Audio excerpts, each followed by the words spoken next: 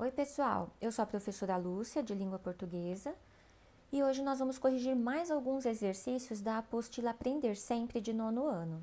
Nós vamos corrigir os exercícios 24, 25, 26, 27 e 28 das páginas 13 e 14.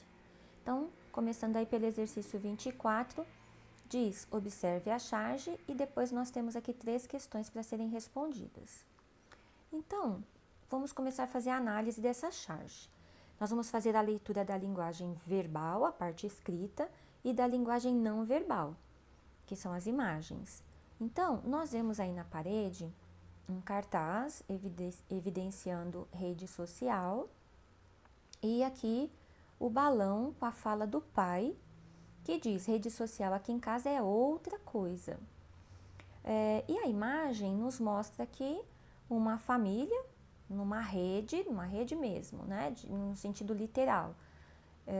A mãe, o pai e aqui seus 8 filhos. E a expressão da mãe e do pai é uma expressão de preocupação, de medo, né? Essa rede social aqui desse cartaz na parede é uma expressão que diz respeito às diversas formas de comunicação que são realizadas por aparelhos que têm internet. Então, essa rede social diz respeito às comunicações que são realizadas em ambientes online. Mas, na charge, o autor dá outro sentido para essa expressão rede social. Então, não é essa comunicação online que ele está querendo evidenciar, né? Quando o autor mostra a rede, essa rede aqui, né, com várias pessoas que representam a sociedade, ele dá o sentido literal dessa rede, o sentido denotativo, de verdade, uma rede mesmo no sentido próprio. E aí então ele dá esse sentido para essa expressão rede social, que uma rede com várias pessoas da sociedade, né? E acaba gerando um efeito de humor. Nessa situação, usando esses dois sentidos para a expressão rede social, esse sentido literal que eu expliquei agora, e esse sentido aqui da rede social, que é a comunicação online, para ele transmitir a ideia, ele recorreu à polissemia, que é quando uma palavra ou expressão adquiriu um novo sentido. Então, vamos aí às questões. A primeira: que rede social é essa? Essa rede social que ele está evidenciando na charge. É a rede, essa rede aqui, né? No sentido denotativo, com vários elementos da sociedade aí. Então, é essa rede social. É uma rede no sentido literal, denotativo no sentido próprio, com elementos da sociedade, uma família com muitos filhos. Depois, quem são os usuários dessa rede? São os pais e os filhos que usam a única rede que a família tem. Depois aqui, qual a crítica apresentada na charge? Olha, é uma crítica social àqueles que não possuem condição financeira nem mesmo para ter acesso a essa rede social aqui, a tecnologia, né? Então, uma crítica social sobre os que não possuem uma boa condição financeira. Nós vamos agora ao próximo exercício 25, que pede que observe os 2 outdoors. Está aqui. Observe o tamanho das fontes usadas nos textos, né? As fontes são letras. As imagens usadas, observe também as relações que as imagens estabelecem com o texto verbal.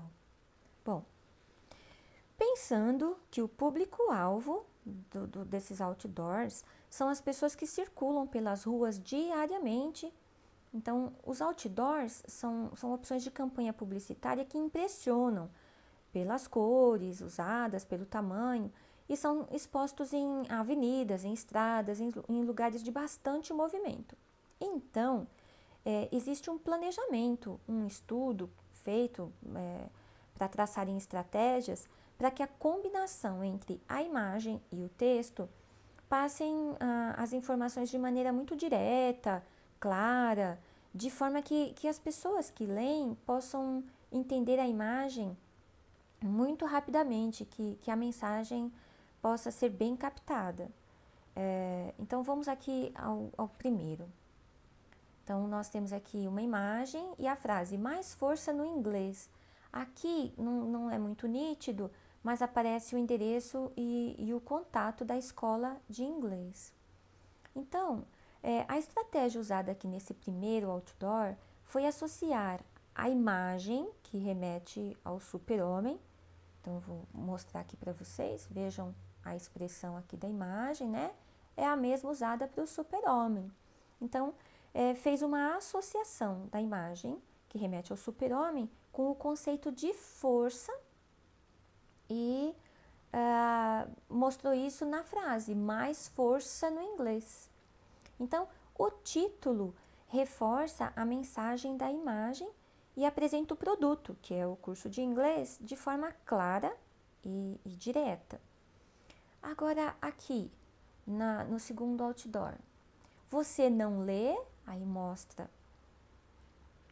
a pessoa aqui sem condições de ler, não fala, olha, aqui também, sem poder falar, não entende inglês, então é como se a pessoa aqui, olha, não fosse capaz de entender o que ouve. Então, a estratégia usada de maneira, aqui nesse segundo outdoor, foi associar as frases você não lê, não fala, não entende inglês, aos 3 macacos sábios que fazem parte de uma fábula japonesa. E aqui não se vê muito bem, mas é o site e o endereço, né? Também o telefone desse curso de inglês. E aqui nós temos curso para adultos, curta duração. Bom, em relação ao tamanho das fontes usadas, que são as letras, né? As fontes são as letras, elas precisam ser bem grandes para que as pessoas que circulam pelas ruas consigam ler. Então, nós vamos agora à questão 26. Essa questão diz assim: nessas 3 imagens, vimos que muitos recursos são usados para chamar atenção nas charges e nas campanhas publicitárias. E no texto verbal, como chamar a atenção do leitor? Bom, nós podemos chamar a atenção do leitor na parte verbal, na parte escrita, usando um título que vai gerar a curiosidade da pessoa que lê, o interesse para fazer a leitura. Também colocar uma palavra que chama a atenção de um determinado público-alvo. Nós podemos usar cor nas letras.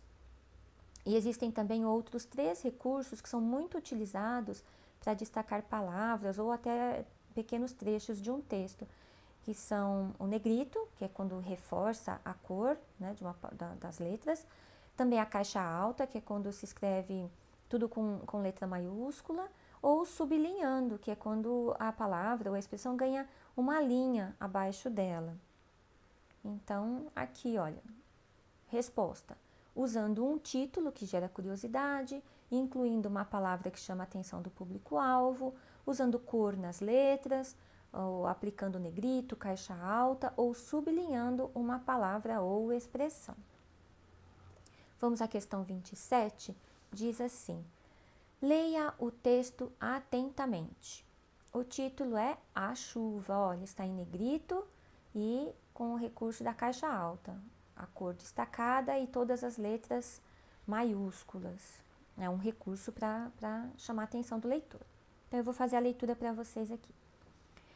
A chuva derrubou as pontes, a chuva transbordou os rios, a chuva molhou os transeuntes, a chuva encharcou as praças, a chuva enferrujou as máquinas, a chuva enfureceu as marés, a chuva e seu cheiro de terra, a chuva com a sua cabeleira, a chuva esburacou as pedras, a chuva alagou a favela, a chuva de canivetes, a chuva enxugou a sede, a chuva anoiteceu de tarde, a chuva e seu brilho prateado, a chuva de retas paralelas sobre a terra curva, a chuva destroçou os guarda-chuvas, a chuva durou muitos dias, a chuva apagou o incêndio, a chuva caiu, a chuva derramou-se, a chuva murmurou meu nome, a chuva ligou o para-brisa, a chuva acendeu os faróis, a chuva tocou a sirene, a chuva com a sua crina, a chuva encheu a piscina, a chuva com as gotas grossas, a chuva de pingos pretos, a chuva açoitando as plantas,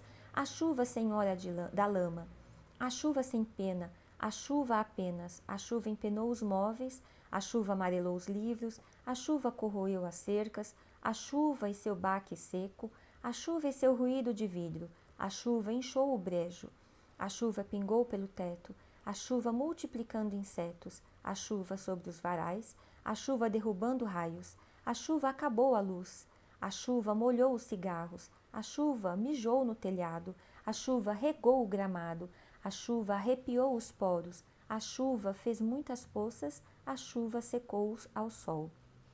A repetição de a chuva é a característica mais fácil da gente perceber aqui. Essa repetição, ela chega a criar um certo efeito sonoro, né? Também existe uma sequência de ações, derrubou, transbordou, molhou, encharcou, com frases bem curtas e sempre com ponto final. Esses recursos, eles são chamados de recursos expressivos e eles servem para dar ênfase, destaque ao texto. Então, vamos às questões. Na 28, nós temos as questões A e B. Na letra A, quais recursos expressivos foram usados no texto? Então, eu até falei aqui alguns já. Foi usada a repetição da expressão a chuva para produzir um efeito sonoro e tornar o texto mais expressivo, o que chamamos de anáfora. O som inicial da palavra chuva, né, sh, sendo repetido, é um recurso sonoro que chamamos de aliteração. E a repetição da vogal A em a chuva é uma assonância. Também foi usado o recurso que chamamos de paralelismo na apresentação das ações, numa sequência de palavras da mesma classe gramatical. Os verbos, como eu havia dito, derrubou, transbordou, molhou, encharcou. Né? Agora a questão B. Qual efeito esses recursos expressivos causam no leitor? Um efeito sonoro, como eu falei, já expliquei, né? Mas é um efeito sonoro que chama mais a atenção, prende o leitor, também ajudam na interpretação do texto, porque deixou a sensação da reprodução de uma chuva caindo e suas consequências. Essa repetição do som inicial da palavra chuva, ela remete ao som de uma chuva mesmo, né? Então, é o som do sh. E a repetição da expressão a chuva, com a sequência das ações dela, né, da chuva, dá a interpretação de que choveu bastante tempo e do que essa chuva foi causando, né? Criou, assim, dessa maneira, um enredo que termina com o sol aparecendo e secando a chuva. Bom, pessoal, é isso. Até a nossa próxima correção de atividades. Fiquem com Deus. Beijo no coração.